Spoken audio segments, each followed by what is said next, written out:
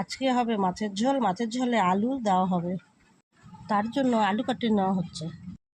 এই যে মাছগুলো কেটে ধুয়ে নিয়ে আসা হয়েছে।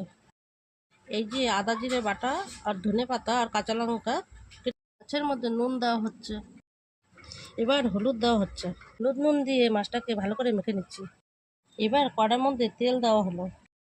এই যে থালার মধ্যে সব মশলাগুলো নিয়ে নেওয়া হয়েছে। এই যে তেলগুলো ভালো করে গরম করে তেলের মধ্যে মাছগুলো ছেড়ে দেওয়া হচ্ছে। এবার মাছগুলো ভাজা হয়ে গেছে, এবার এক এক করে তুলে নিচ্ছে। এই যে আলুগুলো ভেজে নেওয়া হচ্ছে। মশলাগুলোকে সব একসাথে দিয়ে ভালো করে ভেজে তার মধ্যে একটু জল দিয়ে দিলাম। জলটা একটু ফোটার পরে ওর মধ্যে আলু দিয়ে দিলাম। ঝোলটা ফোটার পরে মাছগুলো এক এক করে দিয়ে দিলাম। এবারে ধনেপাতা কুচিও দিয়ে দেওয়া হলো। এবারে মাছের ঝোলটা নামিয়ে নেওয়া হচ্ছে। এবার আমাদের মাছের ঝোল রেডি। এবারে আমার 2 মাসি খেতে বসেছে, আমার মা খেতে দিচ্ছে, কিন্তু 2 মাসি বললো খুব ভালো হয়েছে।